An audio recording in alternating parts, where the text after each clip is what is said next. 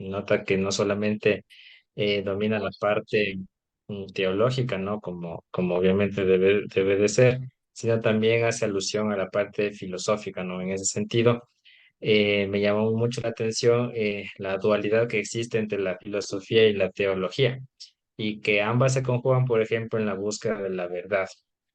Y en este sentido, Juan Pablo II no es tan radical al mencionar que la única vía por la cual nosotros podemos, como seres humanos, alcanzar la verdad es la vía teológica, sino también la parte filosófica, ¿no? Haciendo alusión a los primeros pensadores y filósofos que nos describe la historia, específicamente a nivel de Grecia. Entonces, por ejemplo, la tendencia de Aristóteles, de los grandes pensadores, de Sócrates, entonces, que empezaron a describir desde el punto de vista filosófico, buscar la verdad o la explicación de los fenómenos que como seres humanos estamos enfrentando en en las diferentes épocas. Entonces, en ese sentido, Juan Pablo II encuentra como un equilibrio, ¿no? En que al final la conclusión es que la filosofía y la teología deben buscar un solo camino, debido a que esto como que se separó en los años 70, 60 más o menos, en donde ya hubo como una tendencia filosófica muy radical al mencionar que, por ejemplo, eh, el ateísmo que no concibe la explicación de muchos fenómenos naturales o metafísicos explicados por la ciencia, y es que solamente la ciencia es la única realidad. Y de ahí empezaron ya muchas tendencias y sectas, entre comillas, religiosas, que solamente tiene como verdad única la ciencia, ¿no? Entonces esa dualidad es importante. También lo que menciona San Agustín, ¿no? San Agustín igualmente menciona su amor que él tenía por igualmente tanto la filosofía como la teología, buscar igualmente un equilibrio entre la ciencia, entre lo que es la fe y la razón, para como seres humanos alcanzar como una verdad, ¿no? Pero en equilibrio. Y bueno, lo que te decía, en los estudios que nosotros hacemos de bioética ya en el plano médico, también buscamos dentro de los fundamentos de la bioética el origen del bien y del mal. Entonces, desde el punto de vista agnóstico, eh, técnico, científico, solamente existe como que la verdad filosófica, ¿no? Se hace alusión, por ejemplo, a Sócrates. Sócrates empieza hablando de lo que es moral, de lo que no es moral, o amoral o inmoral. Y bueno, y desde ahí empiezan muchas teorías, ¿no? Que parten de dónde viene el bien, de dónde viene el mal. Siempre como seres humanos buscamos saber, ¿no? Quiénes somos, a dónde vamos, cuál es nuestro propósito, qué viene después de la vida, es decir, después de la muerte.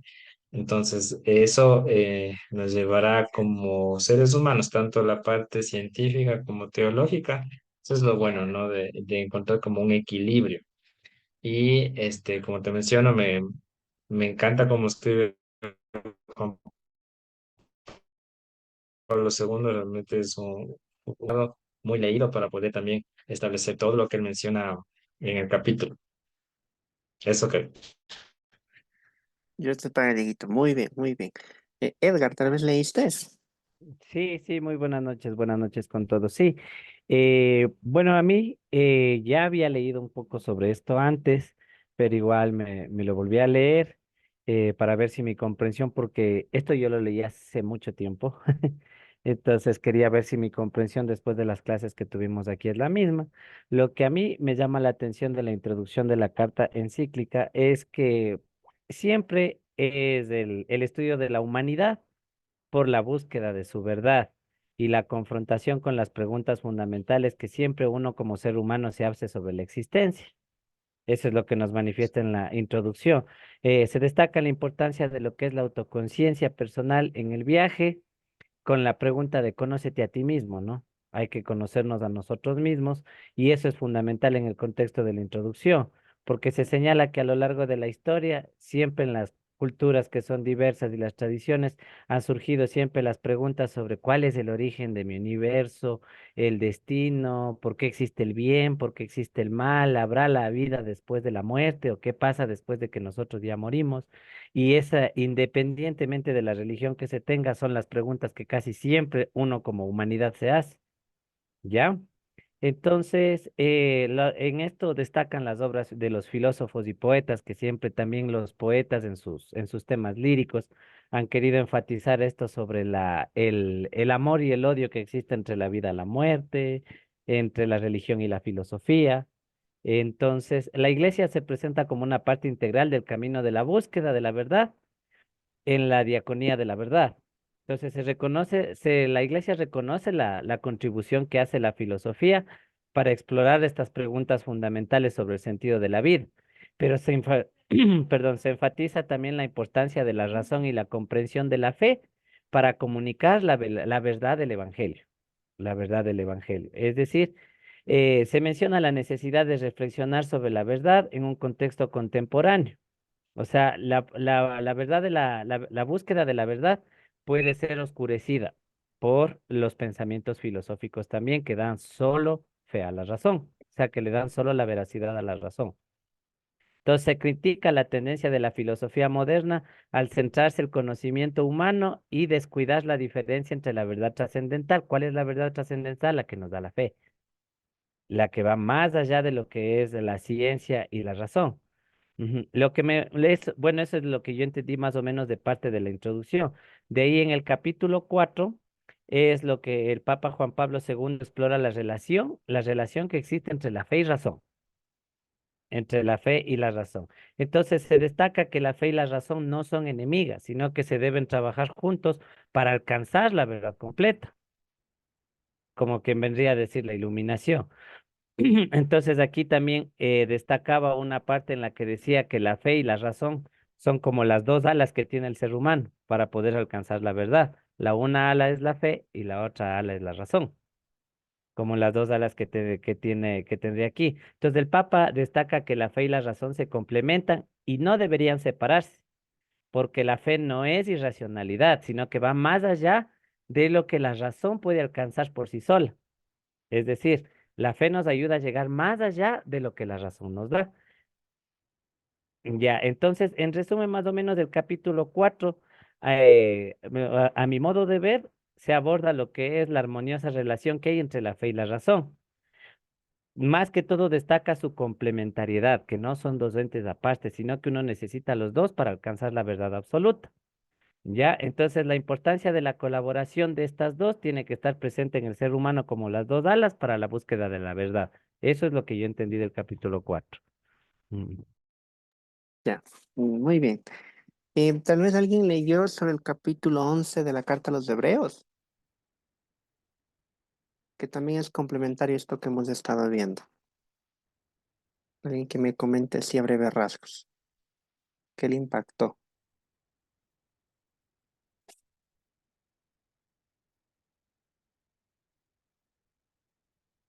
Tal vez Dieguito o Edgar mismo. Tal vez ahí leyeron eso.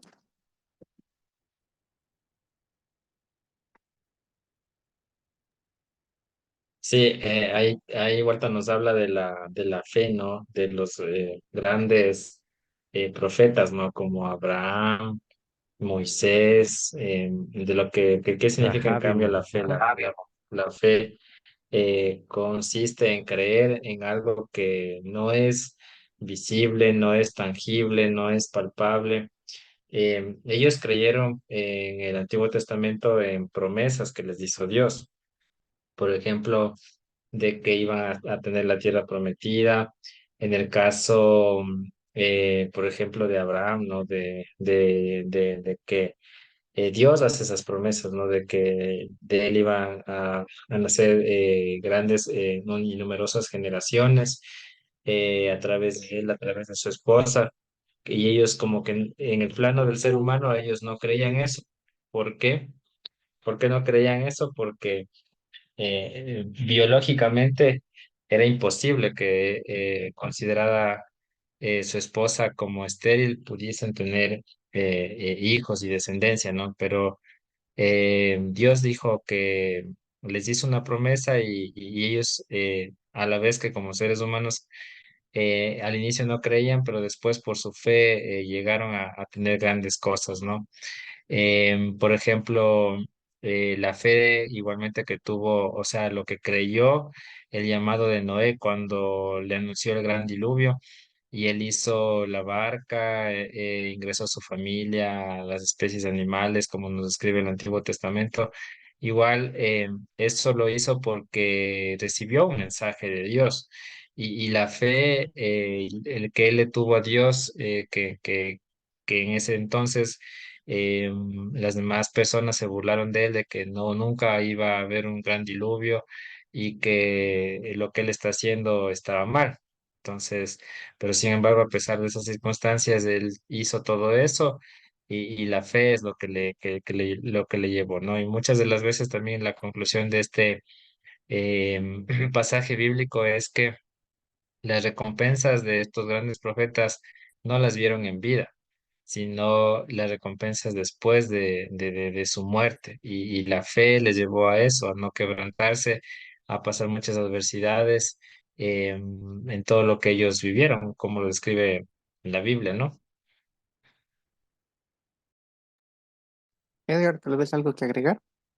No, sí, la verdad concuerdo, porque en el capítulo 11 de la Carta de los Hebreos, más que todo se centra en la importancia de la fe. O sea, como habla de los héroes de la fe, habla de Moisés, habla de Abraham, habla de Rahab, destacando las acciones que ellos hicieron basados en la confianza a Dios, en la confianza a Dios, en la fe a Dios. Entonces, el capítulo destaca que la fe es la base, es lo primordial para agradar a Dios. La fe es el primer paso para agradar a Dios y el más importante. Y a lo largo de la historia, muchos de estos héroes de la fe lo demostraron con actos notables, con todos los que ya transmitió mi hermano Diego. La fe es presentada como la fuerza que permite superar los obstáculos, todos los obstáculos, como dijo el Diego, personas que no les creían, personas que les trataban de charlatanes, de que no va a pasar esto, como en el caso del diluvio de Noé, que no va a pasar, que cómo se va a acabar el mundo y tanta cosa. E incluso esto les permitía a ellos superar este tipo de obstáculos y confiar en las promesas divinas que nos hace el Señor. O sea, la fe es lo primordial para agradar a Dios.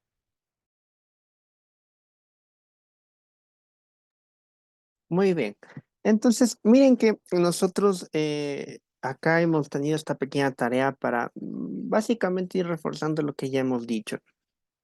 Sin duda que el capítulo 11 de la Carta a los Hebreos es muy lindo, de meditarlo profundamente, es un resumen de toda la Biblia porque, como han dicho ustedes, habla de los patriarcas, habla de los profetas, cómo cada uno experimentó vicisitudes, pero aún así se mantuvo firme. Y es una característica de la fe, mantenerse firme aun cuando parezca todo tan asiago, tan inhóspito, tan triste, ¿no? Entonces, ahora, nosotros en la clase anterior habíamos visto algunas razones, algunas ideas de por qué nosotros somos creyentes en un Dios que no solo es bíblico, sino que es lógico también, ¿no? Un Dios que nos transmite la verdad de muchas formas, no solo a través de la Sagrada Escritura, sino que nos ha dejado las capacidades necesarias para uno poder descubrirle en el camino. Dios se nos presenta en el camino constantemente, pero uno tiene que estar con los ojos abiertos. Y una de esas vías es la razón. Miren que cuando nosotros hablamos del contexto de fe y razón, muchos históricamente olvidamos que las grandes universidades, por ejemplo, de la historia fueron creadas por la iglesia, fueron creadas por la iglesia. Entonces, ¿cómo decir que la fe y la razón no se llevan desde el punto de vista de la iglesia? A veces nos pueden decir a los que creemos, no, es que son muy anticuados, ustedes no avalan la ciencia, pero como si la iglesia siempre impulsó la creación de universidades? La Sorbona, por ejemplo, en Francia, Cambridge, muchas universidades, Oxford también tenían sus raíces, tienen sus raíces en la iglesia, porque la iglesia constantemente ha estado empujando a que la gente descubra realmente la verdad, como ustedes decían en sus comentarios. Ahora, todo esto que hemos visto, entre los muchos argumentos que podemos presentar, llegamos a la conclusión de que hay un ser inteligente. Ya hay un ser que va mucho más allá de lo que nosotros podemos ver. Y para los creyentes, entonces, llegamos a esta conclusión, que hay un Dios, pero que es Padre, ¿ya? Un Dios que es Padre. No es cualquier Dios. Y lo vamos a ir viendo a lo largo de esta presentación. Miren que cuando nosotros decimos que Dios es Padre, es un proceso para llegar a esta conclusión, porque el primer encuentro o el primer momento bíblico en el cual encontramos algo respecto a Dios es en Éxodo 3:14, donde Dios revela su nombre. Yo soy el que soy, pero casi que no nos dice nada. O sea, Moisés dice, ¿y qué les digo a esta gente que me pregunta y quién me manda? Y Dios dice, yo soy el que soy. Pero si nos vamos a la parte filosófica, tiene mucho sentido. Yo soy el que soy. Dicho de otra forma, nos está diciendo que Dios es la plenitud del ser, es el eterno presente. En líneas cortas eso nos quiere decir. Ahora lo vamos viendo a lo largo de esta presentación. Miren que para nosotros entrar a este proceso de descubrir a Dios, tenemos que apelar a dos herramientas que algo ya Dieguito por ahí nos comentaba, a la filosofía y la teología. La filosofía, por un lado, nos ayuda a llegar a la conclusión de que hay un Dios que es inteligente. Miren que Santo Tomás, que es uno de los santos que nosotros como católicos le debemos tener mucha devoción, no solo por su vida, sino por lo que escribió él. Él toma los pensamientos aristotélicos para construir la Suma Teológica y darle un enfoque cristiano. Él toma todo lo de Aristóteles y le da un nuevo sentido. Entonces, él lógicamente dice en la Suma Teológica, cuando él habla de Dios, ya les voy a presentar un poquito este libro de la Suma Teológica para que me entiendan. En este libro, Santo Tomás dice, miren, las pruebas que yo doy acá no es que son pruebas científicas y mucho más nos llevan a la conclusión de que Dios es Padre o que se llama Dios. De hecho, solo la filosofía, según la visión de Santo Tomás, dice, nos lleva a la conclusión de que hay un ser inteligente. Nada más. Ahora, ahí viene la teología a darle este apoyo, se puede decir, este complemento a este proceso. Entonces ya no se llama el motor inmóvil que decía Santo Tomás o la causa primera, ya no se llama así. La teología entonces viene a darle un nuevo nombre. Ya es el Dios de la revelación, un Dios que se nos presenta, que se nos revela, pero que en Jesucristo toma su plenitud. Porque si hacemos un recorrido bíblico que lo vamos a hacer, vamos a ver que desde Éxodo 3:14, que Dios dice, yo soy el que soy, poco a poco Dios se va mostrando cómo es Él, poco a poco. Pero cuando llega Jesucristo, cuando la segunda persona de la Trinidad se encarna, ahí sí que ya conocemos de manera tangible a ese Dios que los profetas, que los patriarcas habían escuchado o que habían tal vez leído pues algún escrito de la Biblia hebrea. Entonces, miren que para nosotros de entonces, Éxodo 3:14 es un pasaje fundamental. Esta zarza ardiente que la vamos a ver después, que Moisés ve y que escucha esta voz, yo soy el que soy. Pero para llegar a esto entonces, la filosofía y la teología son como ese puente entre el hombre y Dios, que nos ayudan a acercarnos más a Él. Y es un camino muy largo. Todo lo que podamos decir acá va a quedarse muy corto respecto a Dios. Pero para eso nosotros vamos a valernos de algunos recursos. Como creyentes entonces, si decimos que la teología es importante, dentro de la teología está entonces la Biblia, las Sagradas Escrituras, que serán de alguna forma nuestro material que nos ayudarán de alguna forma, de alguna manera, a descubrir quién es ese Dios o quién es este el que soy, que ha dicho en Éxodo 3:14. Entonces, vamos a hablar un poquito respecto a las Sagradas Escrituras para entender bien este tema. Bien, para primero nosotros empezar a hablar de las Sagradas Escrituras, hay que tener en cuenta que no es algo inventado, algo que salió de la nada, algo que por ahí la gente, por alguna razón vaga, escribió. No, de hecho las Sagradas Escrituras tienen un sentido. La Biblia como tal tuvo un sentido por la cual fue escrita. Una de ellas, una de las grandes razones fue no olvidar lo que Dios había hecho en ese pueblo.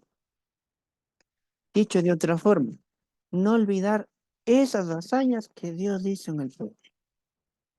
Entonces, para eso se habían motivado a hacer o a escribir, al menos dejarlo escrito, de alguna forma lo que Dios había hecho.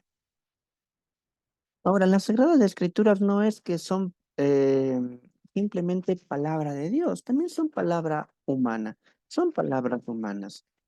¿Cuántos autores detrás de esta Biblia? Un montón. Ya vamos a ver qué tipos de autores tenemos en la Biblia, pero un montón. La Biblia entonces tiene dos autores, el autor divino, en este caso Dios, y un autor humano que en este caso son los hombres quienes escribieron, que de manera técnica llevan el nombre de agiógrafos, ¿ya? Ellos describieron, pero cada uno de ellos intentaba mostrar algo de Dios, para que la gente conociera quién es ese Dios que se va revelando. Ya vamos a ver qué es esto de revelando. ¿Ya? Ahora, para nosotros la Sagrada Escritura es historia, pero que debe ser interpretada con criterios de fe y luego reinterpretada. No podemos coger la Sagrada Escritura y hacer como nuestros hermanos separados, ¿no? Ellos cogen la Biblia y le citan, pero con punto y coma, ¿dónde está cierta cita bíblica? Pero ¿y el contexto de esto? ¿Cuál es? Y eso como católicos nos falta porque no tenemos buena formación en Sagradas Escrituras. Nos falta conocer muchísimo. Pero para nosotros como católicos tenemos que interpretarlo, pero no según nuestros criterios, no a nuestra conveniencia, sino bajo la luz del mismo Dios. Ya vamos a ver cómo es esto. Y luego las Sagradas Escrituras son una revelación que tiene su culmen en Jesucristo. Si vamos al Antiguo Testamento, vemos algunos escenarios, algunas características de Dios, pero sin duda que en Jesucristo, en los Evangelios, encontramos plenamente quién es Dios. Vemos de manera tangible quién es este Dios. Ahora, cuando hablamos de las Sagradas Escrituras o de la Biblia, tiene algunos nombres, como pueden ver en la parte derecha de la diapositiva. Em, los libros, libros santos, la escritura, las santas escrituras, las sagradas letras o escrituras, cada uno de estos nombres son bíblicos también, ¿ya? En base al contexto judío, en base al pueblo de Israel también. Ya vamos a ver por qué estas citas bíblicas. La Biblia entonces es una biblioteca de libros, dicho a breves rasgos, que contiene un montón de libros, así como en una biblioteca física, vamos a encontrar libros de diferente índole, con diferente género, diferente temática. Por ende, nosotros hablamos de libros proféticos, libros sapienciales, libros históricos, y así podemos enumerar algunos géneros literarios que cada autor sagrado utilizó al momento de escribir su libro. Pero una gran definición de la Sagrada Escritura que a mí me encanta es la que tienen en la parte izquierda. Es de un conjunto de libros inspirados por Dios que nos narran la historia de la salvación, que nos narran la historia. ¿Cómo es eso de la salvación? ¿Cómo es que decimos que Dios viene a salvarnos? Bueno, para eso hay que entender y leer toda la Sagrada Escritura en un proceso paulatino. Y como hemos dicho, la Sagrada Escritura entonces es la memoria escrita del pueblo de Dios, judío y hoy también cristiano. ¿Qué hizo Dios en ese entonces? Y cómo hoy Dios también sigue actuando, porque hay que verlo con la luz de la fe. Ahora, cuando nosotros leemos las Sagradas Escrituras, no podemos dejar pasar por alto em, que dentro de esto hay, dentro de cada libro, existen o están inmiscuidas estas tres características del lenguaje: el aspecto informativo, el aspecto expresivo y el interpelativo. Cualquier libro que uno lea va a tener esta connotación informativa, que expresa algo y que también interpela. Ya vamos a ver a continuación cómo es la pedagogía de Dios. Pero no olvidemos que siempre cuando uno lee la Sagrada Escritura, no es que simplemente yo voy a leer para informarme. No, la Sagrada Escritura tiene estas tres connotaciones. Además de informar, expresa. Expresa muchas cosas, pero sobre todo interpela. Quien lee la Sagrada Escritura entonces se siente movido a hacer algo. No es palabra muerta, es palabra viva. Es una espada de dos filos según Hebreos 4:12.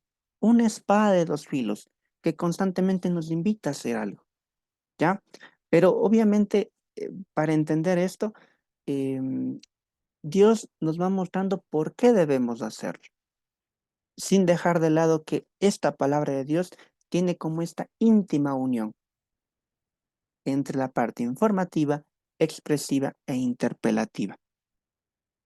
En la Dei Verbum numeral 2, que es un documento también de la iglesia que les invito también a leer si tienen la posibilidad, nos dicen de manera muy clara, quiso Dios con su bondad y sabiduría revelarse a sí mismo y manifestar el misterio de su voluntad. En esta revelación, Dios invisible, movido de amor, habla a los hombres como amigos. Miren, nos habla como amigos y trata con ellos para invitarlos a recibirlos en su compañía. Dicho de otra manera, cuando uno lee las Sagradas Escrituras, yo voy a conocer a ese gran amigo, voy a conocerlo de tal forma que siento de manera personal esa invitación. ¿Invitación a qué? Solo cada uno de ustedes y Dios sabe a qué.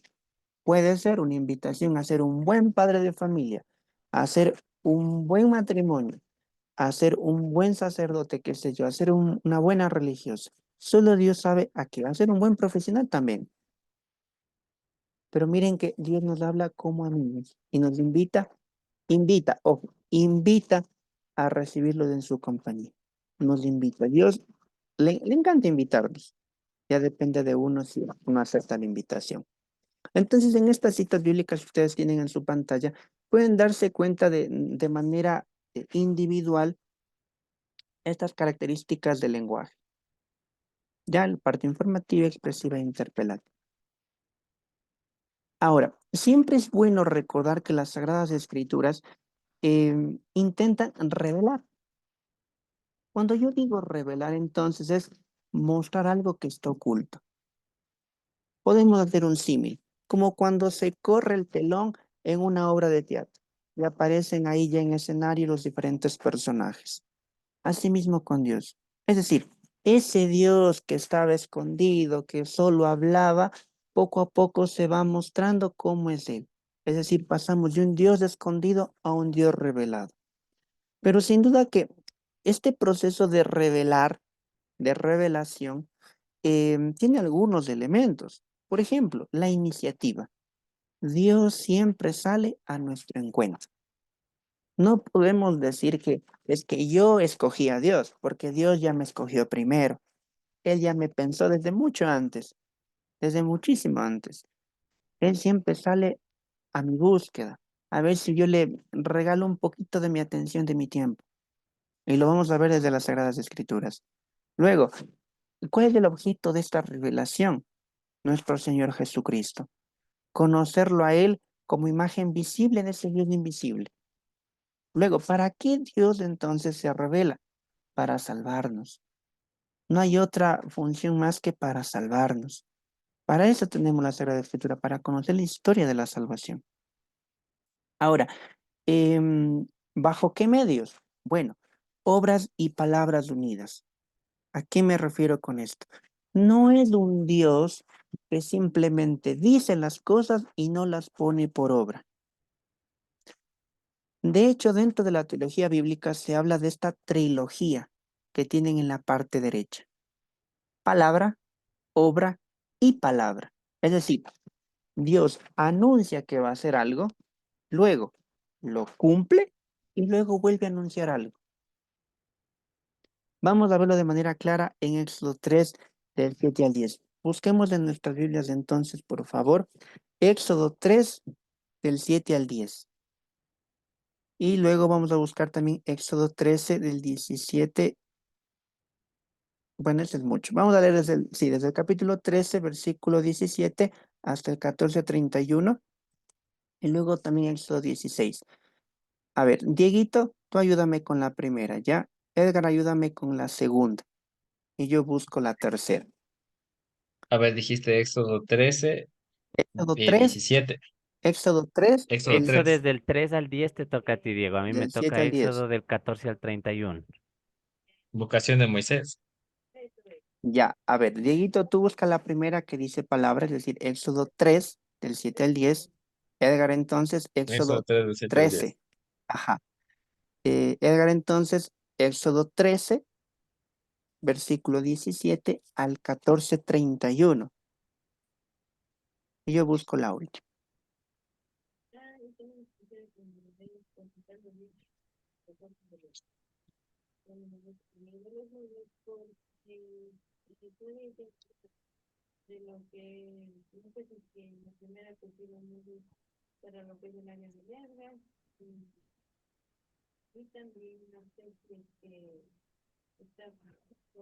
Es una vez, ya tenga mi ayuda leyendo. Ya primero Dieguito y luego Edgar.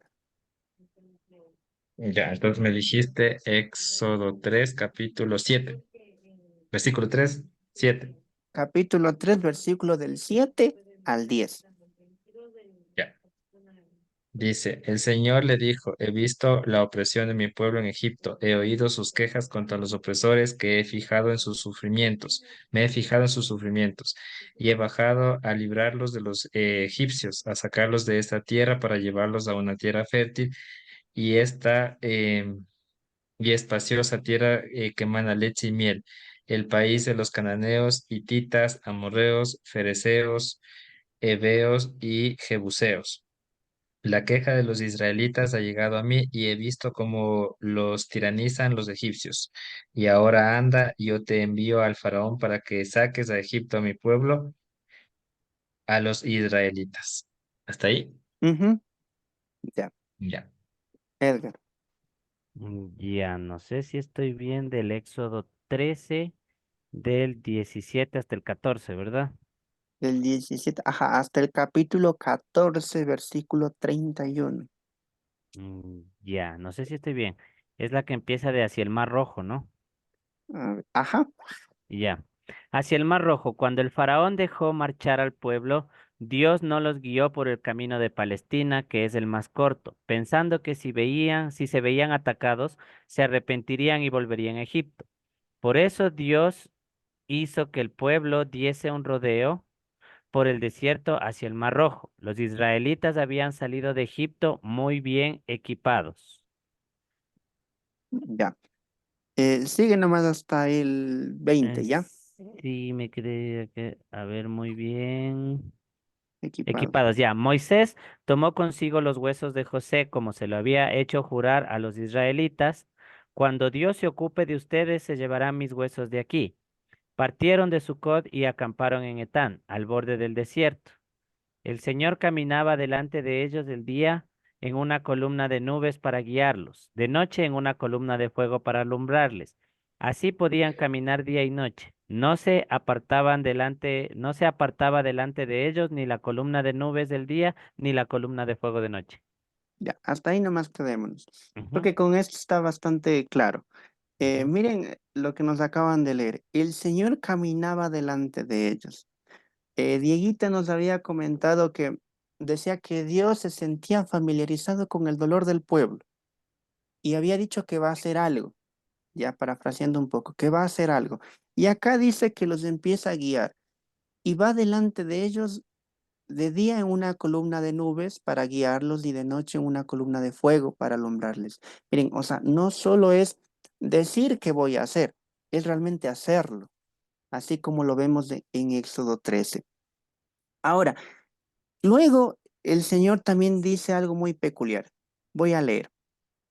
Toda la comunidad de Israel partió de Elim y llegó al desierto de Sin, entre Elim y Sinaí, el día 15 del segundo mes después de salir de Egipto. La comunidad de los israelitas protestó contra Moisés y Aarón en el desierto, diciendo, ojalá hubiéramos muerto a manos del Señor en Egipto, cuando nos sentábamos juntos a la olla de carne y comíamos pan hasta hartarnos. Nos han traído a este desierto para matar de hambre a toda esta comunidad. Y miren, dice el versículo 4, el Señor dijo a Moisés, y yo les daré llover pan del cielo, que el pueblo salga a recoger la ración de cada día, lo pondré a prueba a ver si guarda mi ley o no. El día sexto prepararán lo que hayan recogido y será el doble de lo que recogen a diario. Es decir, Dios dice que va a hacer algo, va a liberar al pueblo, en el primer caso, cuando hablamos de palabra. Luego, lo pone por obra, empieza a guiar a su pueblo, como hemos dicho en el pasaje anterior, que va guiando a su pueblo siendo una columna de nubes o siendo una columna de fuego. Pero la gente, miren que la gente murmurona, como lo vemos acá, dice, ¿cómo? O sea, nos trajo a morirnos de hambre. El gran pecado del pueblo de Israel, la murmuración. Y que hasta hoy persiste, de hecho. Y luego, en el capítulo 16 versículo 4 dice, ya, aunque murmuren, yo les daré llover pan del cielo. O sea, aunque me colmen la paciencia, por así decirlo con las palabras de hoy, yo voy a hacer algo por ustedes. Aunque murmuren, aunque digan que yo soy malo, yo les voy a ayudar y haré llover pan del cielo y que el pueblo salga a recoger la ración de cada día. Miren, para que veamos un poco cómo es la pedagogía de Dios. Dios anuncia que va a hacer algo, lo hace y luego, aunque tal vez hay una negativa, Él vuelve a hacer algo, vuelve a anunciar que va a hacer algo. ¿Ya? Así es la pedagogía de Dios. Vamos a ver que a lo largo de las Sagradas Escrituras, Él anuncia que viene un Mesías, por ejemplo en Isaías 7:14, de ahí que la Virgen concebirá y dará a luz un hijo. Anuncia, pero luego se pone por obra, se encarna el Hijo de Dios. Y luego, pues, nuevamente hay una palabra profética que Él va a morir para dar la vida a cada uno de los que creen en Él. Para que veamos cómo es esta pedagogía. Bien, vamos. Eh, Estos son los medios. Ahora, ¿cuáles son los destinatarios? Todos, absolutamente todos nosotros. O sea, todos los que creemos en Dios y todos cuantos existimos en el planeta estamos llamados a descubrir este Dios. Lastimosamente no todos tienen la posibilidad. Miren, nosotros acá vivimos en este contexto de fe absolutamente tranquilo. No necesitamos ocultarnos para profesar nuestra fe. Miren que en países africanos, según una última estadística, en un país no recuerdo cuál, em, la gran cantidad de gente que iba a misa se encuentra en ese país donde eran perseguidos por profesar su fe. Acá nosotros no tenemos ninguna persecución y no vamos a misa, por ejemplo. Ya, para que nos demos cuenta que nosotros estamos llamados a vivir también esa fe como lo hacen muchos y lo hicieron muchos ya a pesar de la persecución. Ahora bien, además de esto que hemos dicho está la economía.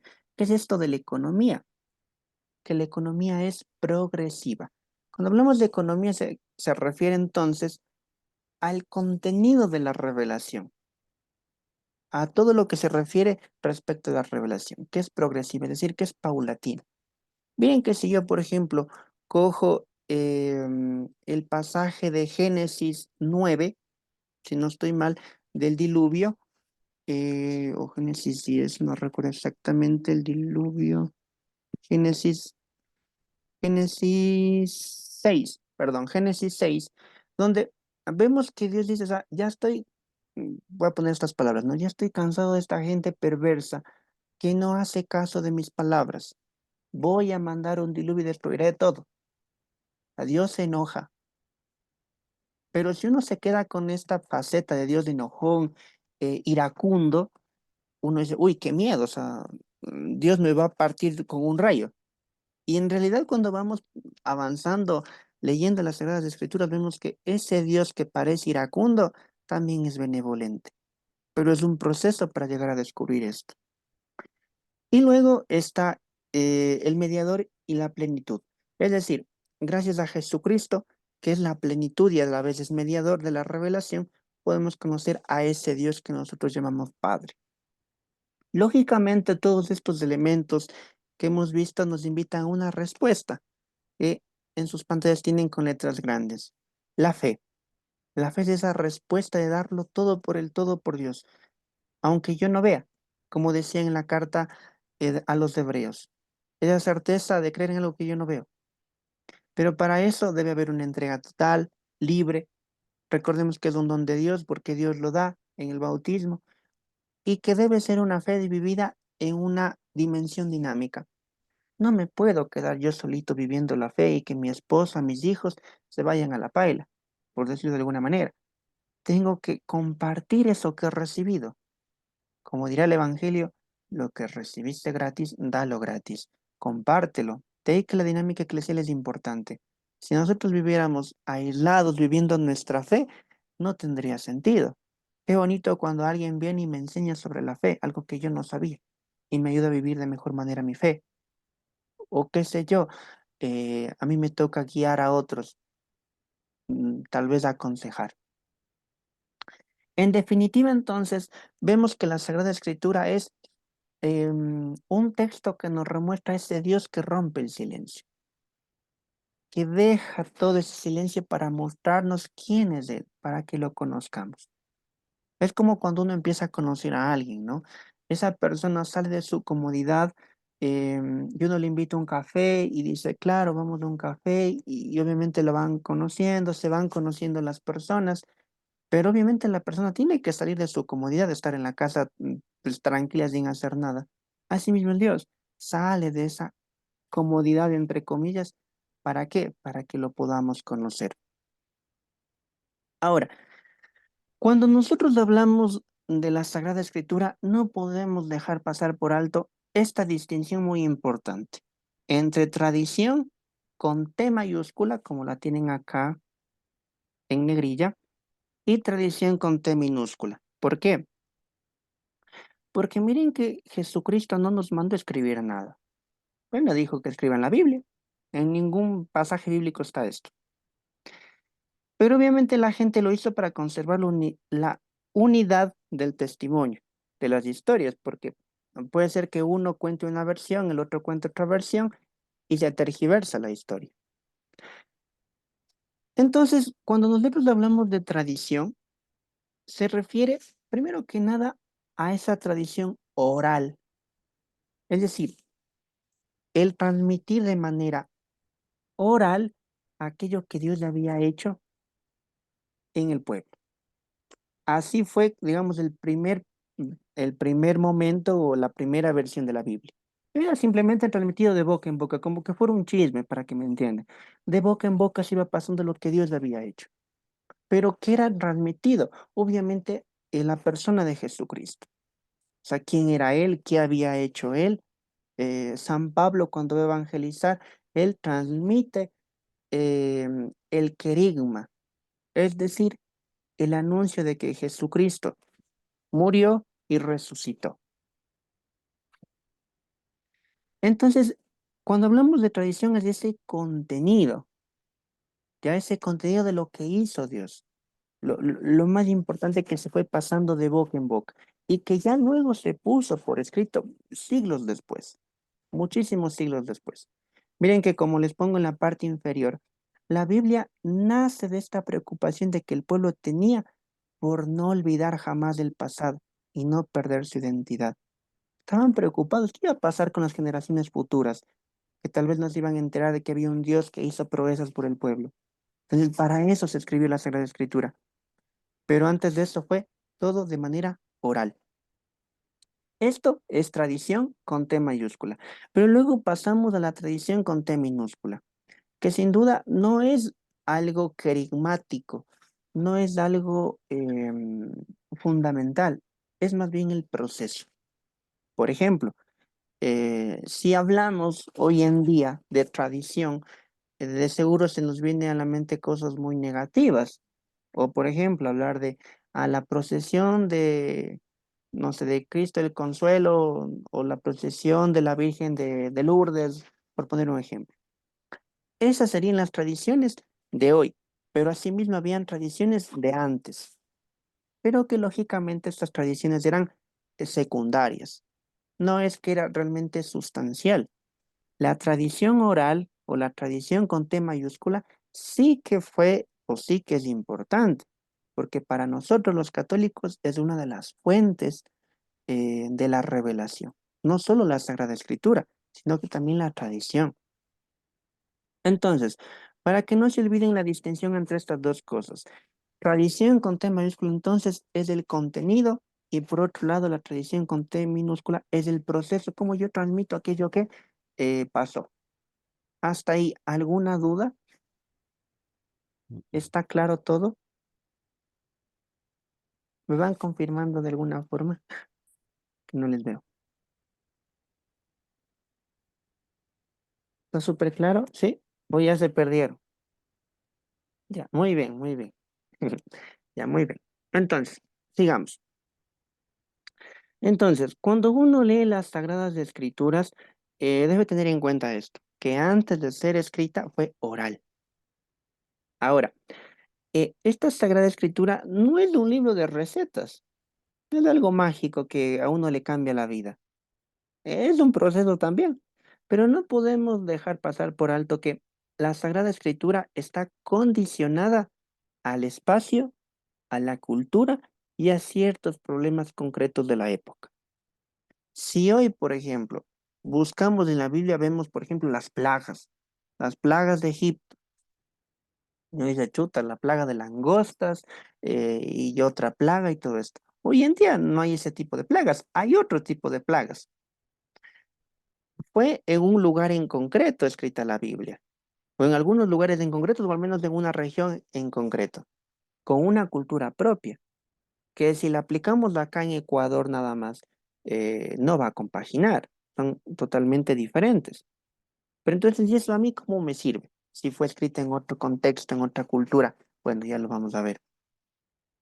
Además de eso, nosotros debemos considerar nuestra respuesta, que nuestra respuesta debe ser de todo guiada por el Espíritu Santo, pero bajo algunos criterios y sobre todo destacando los valores.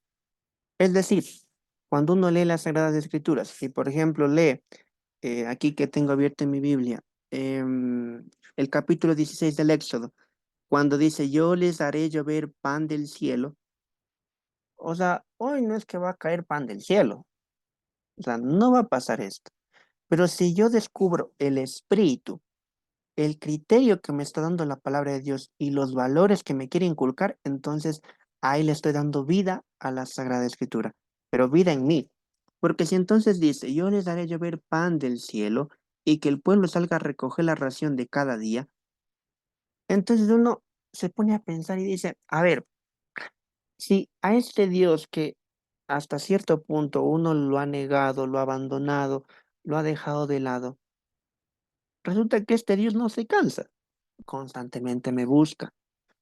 Eso es actualizar la palabra de Dios para el hoy.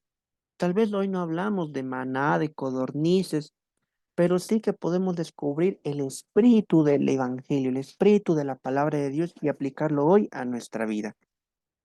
Porque si queremos encontrar, por ejemplo, problemas como las drogas, el narcotráfico, la deuda externa, no vamos a encontrar pues en algún pasaje de la Biblia que hable de drogas o que hable de narcotráfico o cómo vamos a pagar la deuda externa. Estamos endeudados con eso. No hay, no hay ningún pasaje que hable sobre esto, pero de seguro hay un pasaje bíblico que nos dé algún criterio de cómo podemos proceder, que nos dé algún valor, algún tip, se puede decir, para que me entiendan, de cómo podemos salir adelante. Pero lógicamente lo debemos hacer con esa luz, con ese espíritu, pero sin caer en esto que les he puesto en la parte inferior. La Biblia no es un libro de recetas, ¿ya?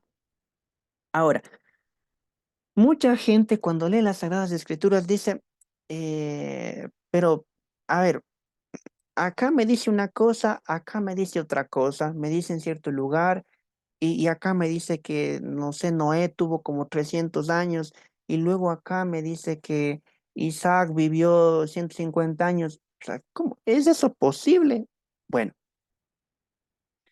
recordemos que la Sagrada Escritura no nos presentan los hechos tal cual sucedieron.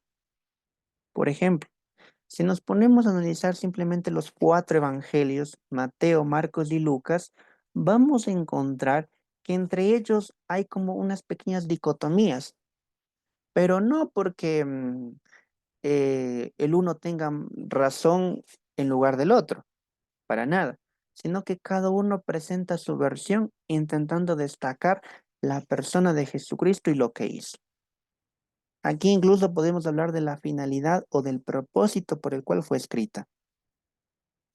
Por ende, nosotros no podemos acá buscar, por ejemplo, verdades científicas, porque la palabra de Dios fue escrita para revelarnos verdades de fe, verdades que me ayuden a salvarme. Eso es lo más importante. Porque si nos vamos, por ejemplo, al Génesis y leemos que la creación fue en 7 días y que primero la luz y luego no sé qué, habrá gente que dice, no, ahí está el Big Bang.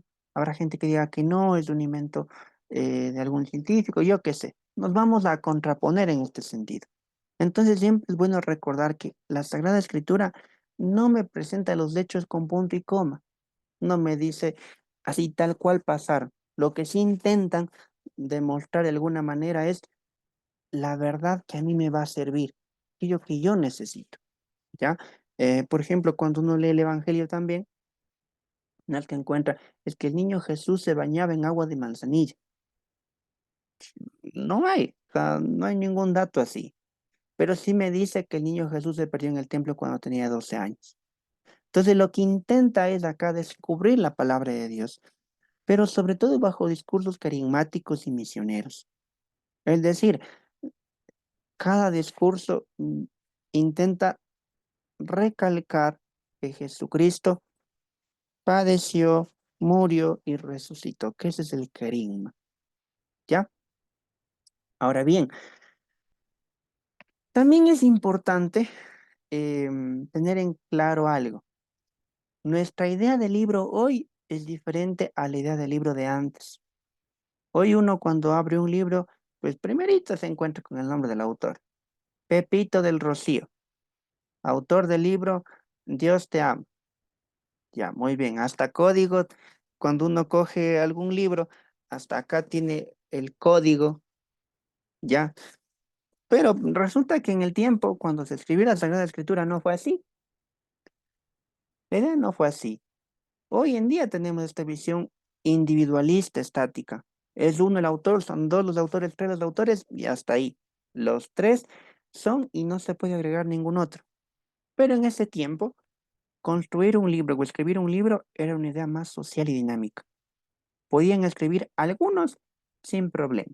No había necesidad de decir, este libro es mío, yo lo escribí, yo lo escribí. Para nada. Cada uno intentaba transmitir la verdad según su perspectiva, según lo que él había escuchado tal vez o que había vivido. Entonces era una colaboración. Siempre les pongo este ejemplo. Es como Wikipedia, para que me entiendan. Así era en ese tiempo escrita la Biblia, ¿no? Cada uno colaboraba con su parte. Entonces, hoy en día, nosotros tenemos esta visión, que hay una persona que escribe a un público pues, X, no sé, jóvenes, adultos, niños, de todo un tipo, pero en ese momento se escribía para una comunidad en concreto. Este librito es para el pueblo de Ambato, para el pueblo de Pelileo. Así escribía, ¿ya? Y como hemos dicho, hoy nuestra visión es que incluso reclamamos la autoría hoy en día con los derechos de autor, ya porque uno publica algo ahí, no, es que eso es mío, atribúyeme a mí, o sea, lo que yo hice. Pero en ese tiempo, la gran mayoría de autores prefería el anonimato. El autor se perdía en el escrito, porque como participaban muchos, a ellos no les importaba ser reconocidos por haber escrito el libro de Jeremías o el libro de Isaías. No, no les importaba. Lo que sí importaba era transmitir lo que ellos habían pasado. Ahora, para ir terminando, este tema es bastante extenso. Em, También es bueno recalcar que existen diferentes formas de presentar un hecho. No solo hay una versión. Por ejemplo, cuando uno lee el Génesis, hay dos relatos de la creación, el relato yavista y el relato eloísta. Cada uno de ellos presenta su forma, presenta su manera como objetivo. Y así vamos a encontrar muchos pasajes donde hay como incluso aparentes contradicciones en la Sagrada Escritura. porque uno presenta su versión, el otro otra versión, y es muy probable que haya como pequeños desfases, pero es bajo esta lupa o bajo esta visión de que cada uno va colaborando, ¿ya? En base a su experiencia, por lo cual es importante una interpretación y una actualización del acontecimiento. Por ejemplo, acá, nos vamos a demorar si nos ponemos a leer esto, pero para terminar con esto, em, vamos a ver que, por ejemplo, cuando hablamos de la monarquía, ya en el relato bíblico, en Primera de Samuel, por un lado aparece como que Dios detesta la monarquía. Dios no quiere monarcas. Pero luego en otro pasaje bíblico aparece que Dios elige un monarca. Entonces, ¿cómo es eso? O sea, ¿Dios sí o no?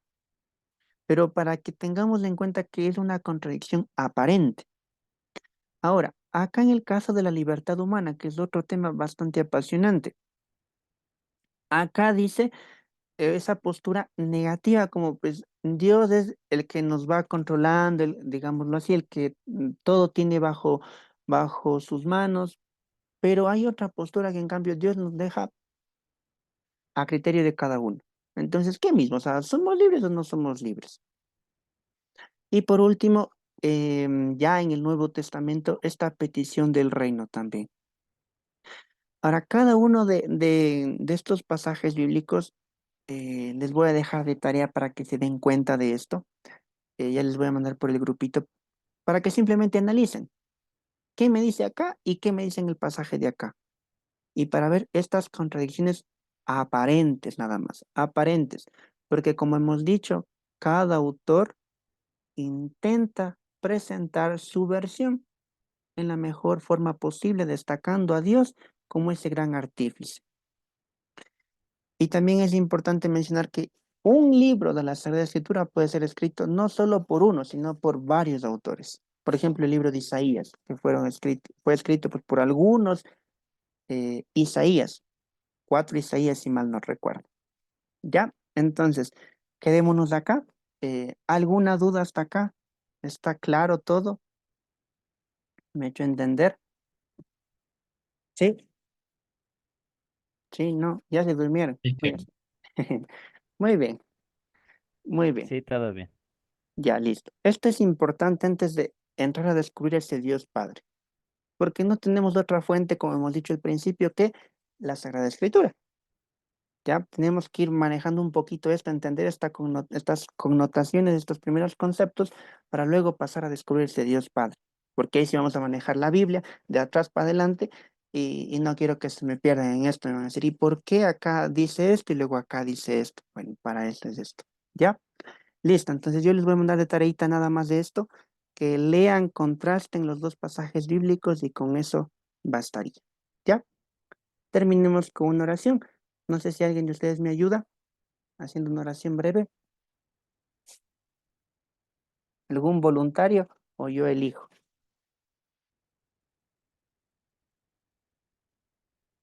Yo elijo.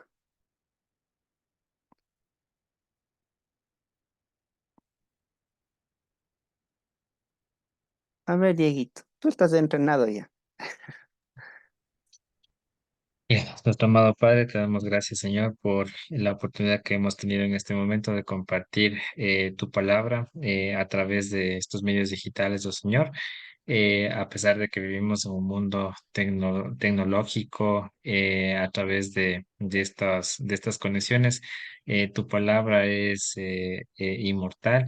Desde tiempos antiguos sigue presente y nos sigue enriqueciendo nuestro entendimiento. También te queremos agradecer por todo lo que nosotros tenemos, por todo lo que nosotros somos. Nosotros no somos dueños absolutamente de nada, ni de nuestras propias vidas. Tú eres el dueño absoluto de todo y en cualquier momento tú decides qué hacer. Nosotros, como hijos tuyos, estamos dispuestos a aceptar lo que tú tengas planeado para con nosotros. Sabemos que tus planes con cada uno de nosotros son grandes y te queremos siempre pedir que estés con nosotros, que nos protejas de las adversidades, de las tentaciones, de Satanás, de todas las cosas malas que están pasando en el mundo, en nuestro país. Te queremos igualmente pedir que bendigas a nuestras autoridades, que les des el conocimiento, les protejas también, porque de alguna u otra forma también están enfrentándose contra la maldad. Bendícenos igual en el resto de la semana, en todos nuestros planes, nuestros proyectos, nuestra vida, que muchas de las veces es muy ajetreada, pero en algún momento siempre Dios nunca nos abandona, ¿no? Y damos gracias por eso y te queremos pedir que siempre nos bendigas y nos ayudes a estar juntos la próxima semana. Amén. Amén. Muy bien, entonces un gusto haber compartido con ustedes un ratito y ya les envío la pequeña tarea, ¿no? Un fuerte abrazo para todos, cuídense mucho.